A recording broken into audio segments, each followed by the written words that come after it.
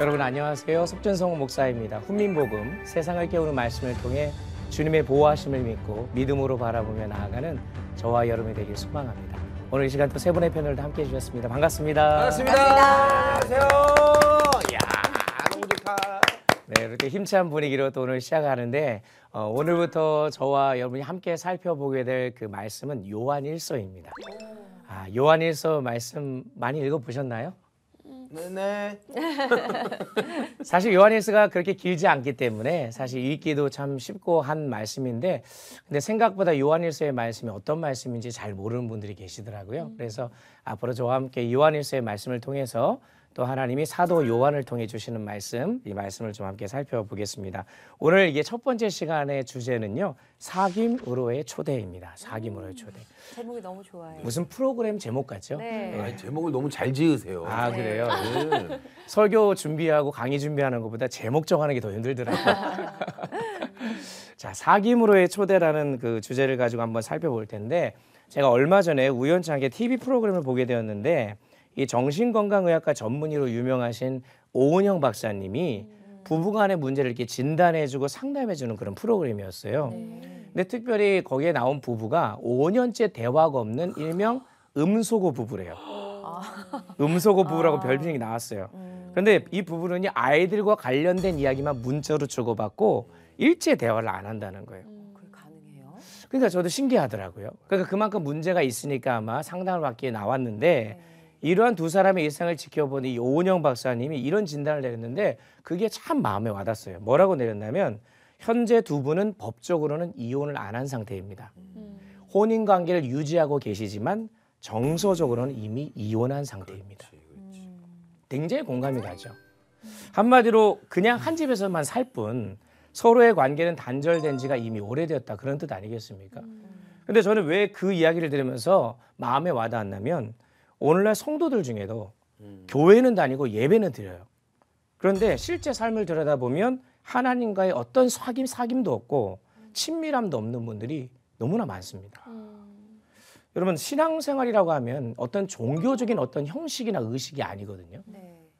우리가 하나님을 만나서 교제하고 사귀는 것, 이게 신앙인데, 빛 대신 하나님과의 관계를 맺는 것이 우리의 신앙생활의 본질인데, 우리는 그저 주일날 교회 한번 가고 그리고 뭐 종교란에 기독교 작성하고 그 내가 하나님 믿는다라고 고백만 하면 그게 신앙생활인 줄 아는데, 진정한 신앙생활이 뭔지 모르는 거죠.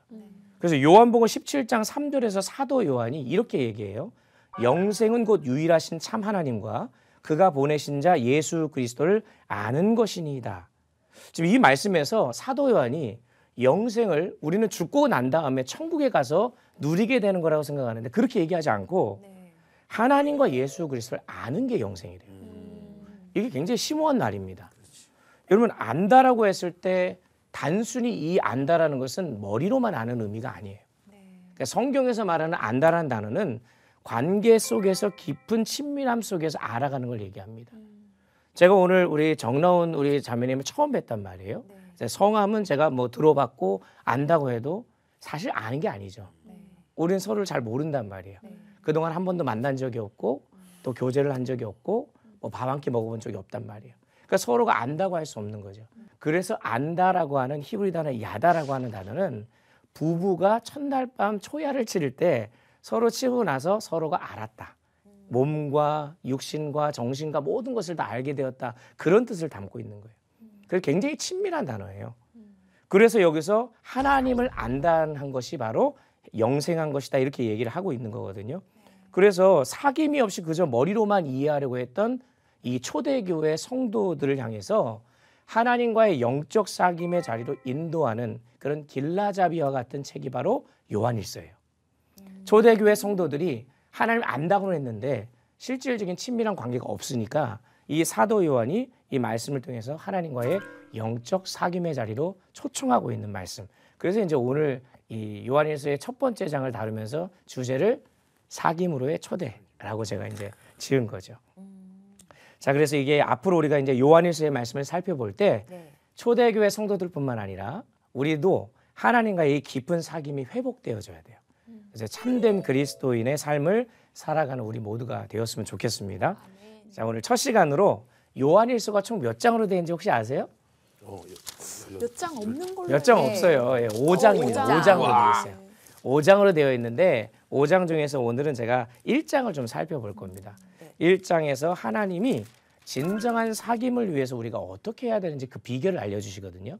그거를 조금 여러분하고 요약을 해서 좀 살펴볼 텐데 첫 번째로 하나님과 진정한 사귐을 갖기 위해서는요. 가장 먼저 예수님과 깊은 사귐을 가져야 합니다. 요한일서는 예수님의 제자 사도 요한이 AD 90년경에 소아시아에 흩어져 있던 성도들을 향해서 쓴 편지예요. 근데 당시 교회가 대내외적으로 좀 혼란스러운 일이 있었습니다. 외부적으로는 AD 70년에 예루살렘이 로마에 의해서 파괴가 됩니다. 그리고 나서 그리스도인들이 핍박을 피해서 소아시아 다른 지역으로 도망을 가게 돼요. 그런데 도망간 곳에서도 로마의 압제가 너무나 심해서 박해를 다 받게 되죠. 아마 여러분들 뭐 네로 황제 하면 이렇게 유대인 많이 핍박을 받았던 그런 내용들을 아마 많이 아실 텐데 이런 어떤 외부적인 어려운 상황이 있었는데 내부적으로는 어떤 일이 있었냐? 그동안 초대교회를 이끌어 오던 사도들, 그러니까 예수님의 제자들이 다 죽습니다. 그 누구만 남냐? 사도 요한만 남아요. 그래서 사도 요한이 예수님의 제자들 중에서 가장 어렸거든요. 그리고 사도 요한이 요한계시록을 나중에 쓰잖아요. 그래서 가장 오랫동안 살게 된 그런 제자인데 그러다 보니까 리더십들이 이제 교체가 되다 보니까 리더십들이 굉장히 약해지기 시작했습니다. 이때를 틈타서 이단들이 가만히 안 있죠. 오늘날도 마찬가지로 많은 이단들이 교회를 침투해서 성도들의 믿음이 막 흔들릴 때 가가지고 더 이제 괴롭히기 시작하는 겁니다. 그런데 그중 대표적인 이단이 한번 들어보셨을 거예요. 아마 영지주의라는 그런 이단입니다.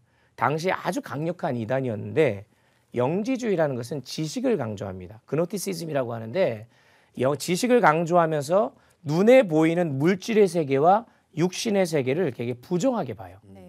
대신 눈에 보이지 않고 영적인 것만 선하다라고 주장하는 자들이었습니다. 자, 그러다 보니 무엇이 문제가 되느냐? 그들이 이제 예수님을 믿게 됐습니다. 근데 거룩하신 하나님께서 인간의 몸을 입고 이 땅에 왔다. 받아들일 수가 없는 거예요. 왜냐하면 악한 인간의 몸, 육신은 악하다고 생각했거든요. 그러니까 악한 인간의 몸을 입고 이 땅에 오셨다는 게 말이 되느냐. 거룩하신 하나님은 그럴 수 없다라고 얘기하면서 무엇을 부정했느냐? 예수님의 성육식 사건을 부정합니다. 그래서 초대교회 성도는 분명히 사도들을 통해서 예수님의 성육식 사건을 믿었고 십자가와 부활과 승천의 모든 일들을 다 복음으로 믿게 됐는데 갑자기 영지주의자들이 나타나서 육적인 것은 악한 것이다 라고 해버리니까 하나님은 인간의 몸을 입고 이 땅에 오신 게 아니야 라고 하면서 막 의심이 생기기 시작했던 거예요. 그러니까 성도들의 신앙이 흔들리고 교회로 인해 아니야 전에 사도들이 가르친 게 맞아 아니야 영지주의자들이 가르친 게 맞아 하면서 분열이 되기 시작하는 겁니다. 이때 무너져가는 교회의 신앙을 다시 회복시키고 성도들을 연합하기 위해서 사도 요한이 다시 외치기 시작한 게 뭐냐? 예수님이에요. 예수님을 제대로 알고 예수님과 깊은 교제를 가져야지만 다시 하나님 마음과의 친밀한 교제가 가능하다. 그런 얘기를 합니다. 자, 그래서 요한 1서 1장을 우리가 좀 한번 살펴볼 텐데 1절, 2절의 말씀을 우리 정나온 자매님 읽어주시면 감사하겠습니다.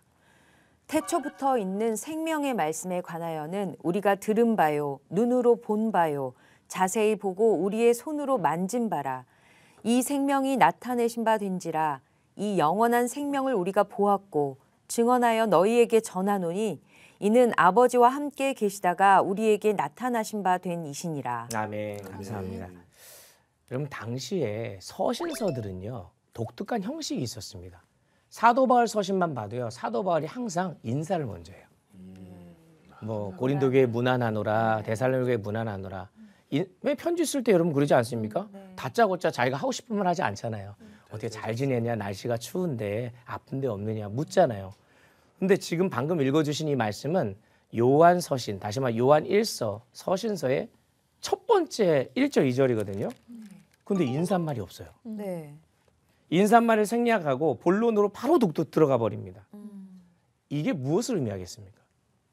당시 상황이 굉장히 다급하다는 거예요. 지금. 빨리 본론을 얘기해야 되는 상황. 그러니까 사도 요한이 인사말 할 겨를도 없는 거예요. 그럼 빨리 이거를 지금 이 서신을 통해서 이 소아시아 성도들에게 그들의 믿음을 더 안정시키고자 하는 그런 간절한 마음이 이 안에 담겨져 있어요. 그 인사말을 생략하면서까지 그토록 전하려고 했던 메시지가 뭐냐? 바로 태초부터 있는 생명의 말씀. 이게 누구를 가리킬까요? 예수님이죠. 예수님. 그래서 이 생명의 말씀이라 예수님 가리키는데 예수님은 태초부터 쭉 계시던 분이시다. 그런데 이 말씀을 우리가 잘 아는 말씀 요한복음에도 나와요. 요한복음 1장 1절에 태초에 말씀이 계시니라 이 말씀이 하나님과 함께 계셨으니 이 말씀은 곧 하나님이시라 라고 하면서 그 하나님, 다시 말하면 말씀이신 예수님이 성육신 하셔서 이 땅에 오셨음을 요한복음에서 쭉 얘기합니다.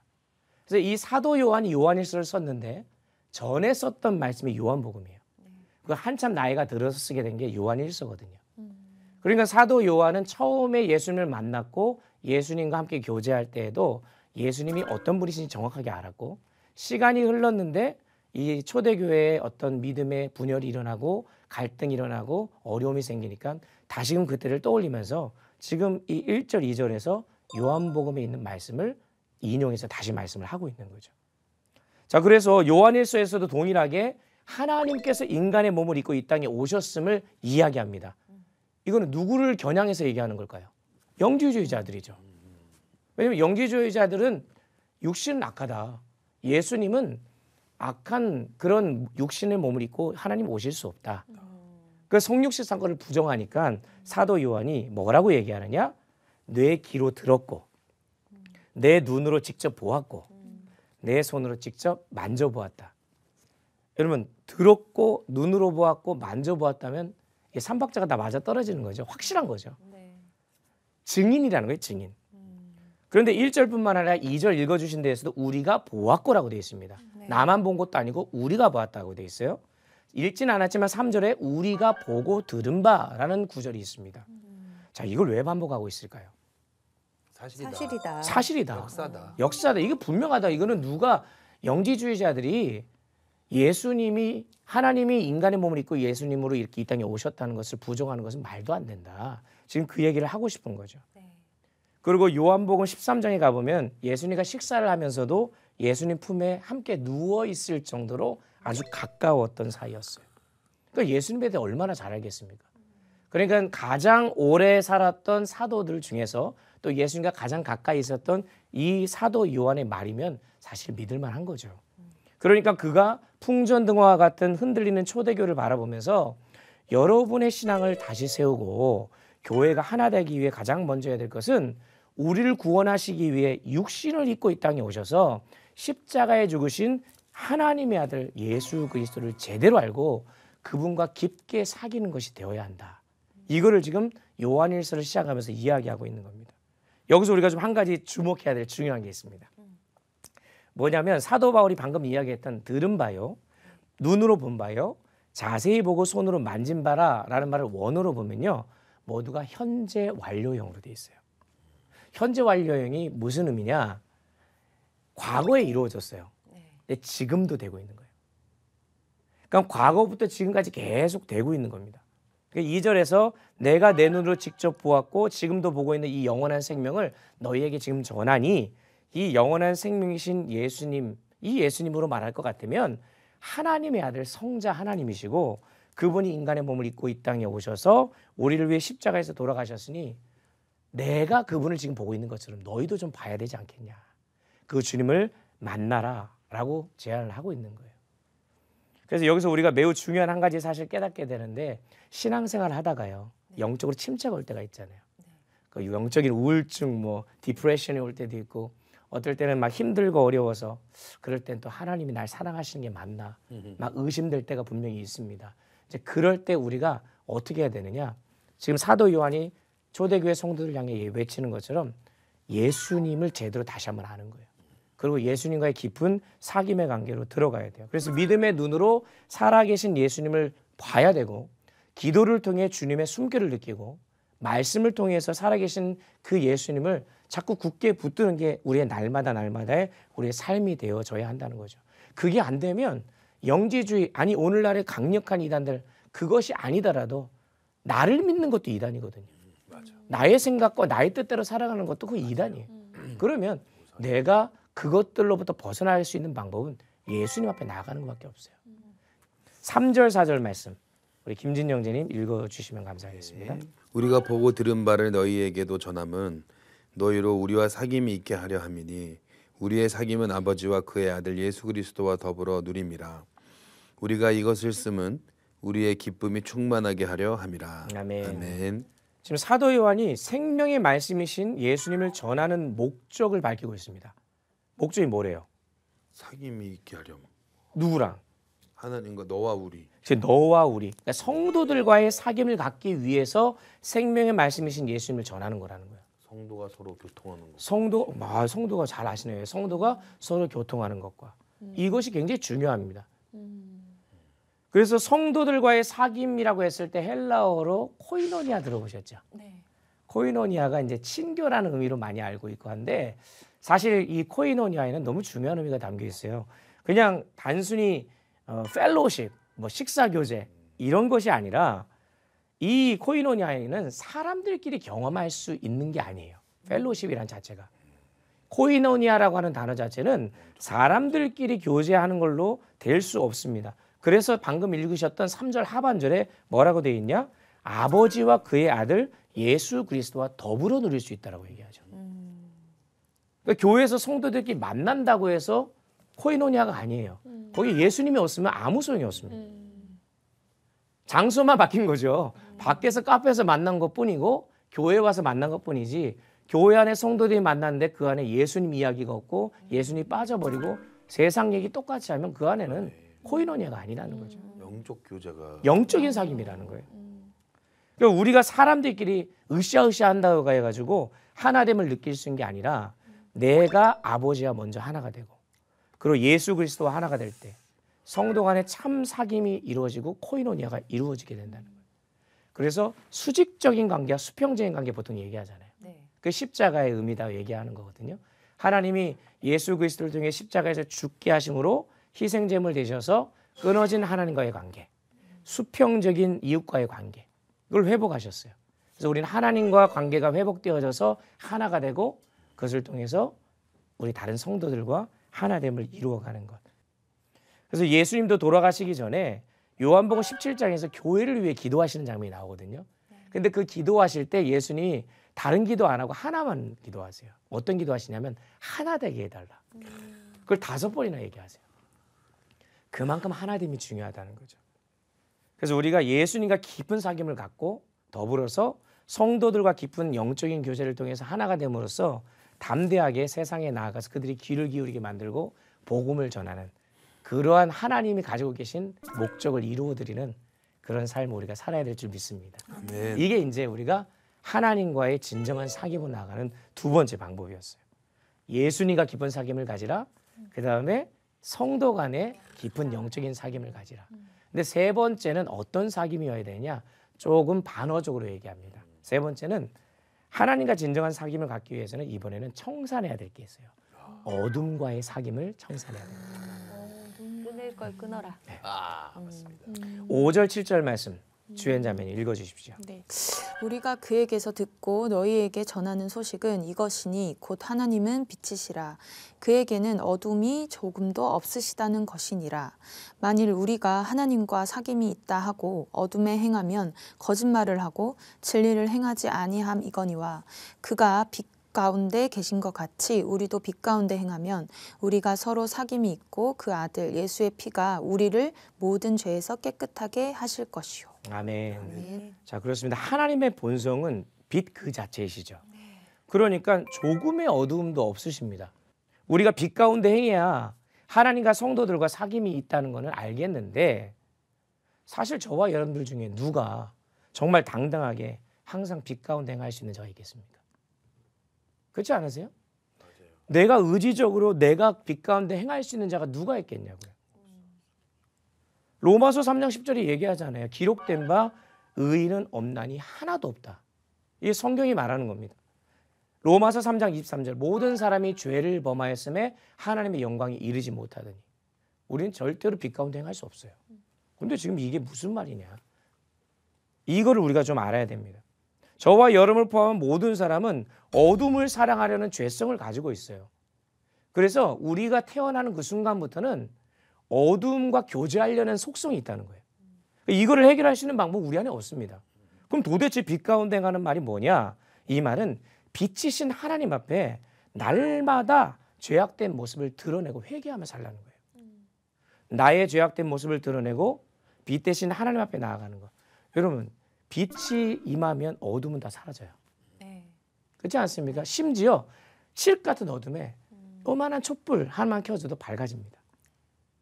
그리고 어둠을 청산하는 방법은 빛이 있으면 돼요. 근데 빛은 하나님이시거든요. 그래서 하나님이 우리 안에 계시면 그리고 나의 어두운 부분을 하나님 앞에 다가가면 내 어두움이 청산되어지는 거죠.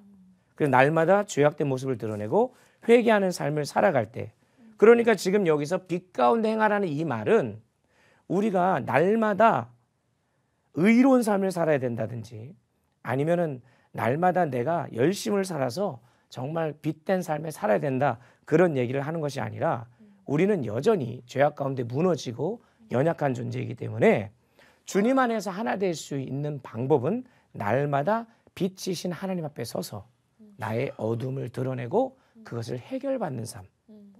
그것이 유일하게 우리가 빛이 되는 거죠. 그래서 여러분 태양이 빛이 있고 다른 빛이 없어요. 맞아요. 근데 우리는 볼 때 빛이 비춰지잖아요. 그 태양이 비춰주는 겁니다. 그 우리는 빛을 낼 수가 없어요. 내 안에 계신 하나님께서 비춰주시면 우리 안에 비춰진 빛이 세상을 향해 나가는 거죠. 아멘. 그래서 그렇게 어둠을 청산해야 된다는 겁니다.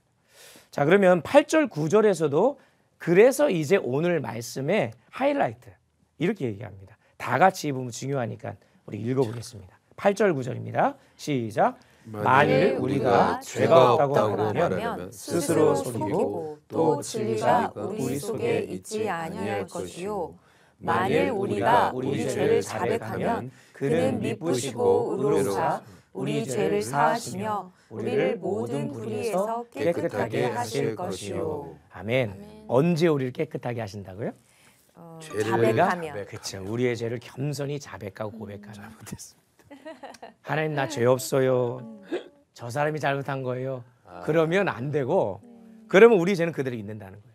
그런데 주여 저는 죄인입니다 라고 하면서 하나님 앞에 통회하고 자복할 때 우리를 용서해 주실 뿐만 아니라 우리를 부족하지만 의인으로 칭하여 주신다는 거예요. 사실 다윗이 범죄를 많이 했잖아요. 다윗의 위대함이 어디 있을까 저는 곰곰이 생각해 봤습니다. 다윗을 굉장히 좋아하는데 왜 좋아하냐면 일단은 어떻게 보면 객관적으로 봤을 땐 다윗이 저보다 엄청난 죄를 더 많이 졌어요. 보니까. 그런데도 하나님의 쓰임 받았거든요. 어떻게 쓰임 받았을까? 가만히 생각해 보면 자신의 죄를 하나님 앞에 철저하게 내어드리고 회개할 줄 아는 자였던 것 같아요.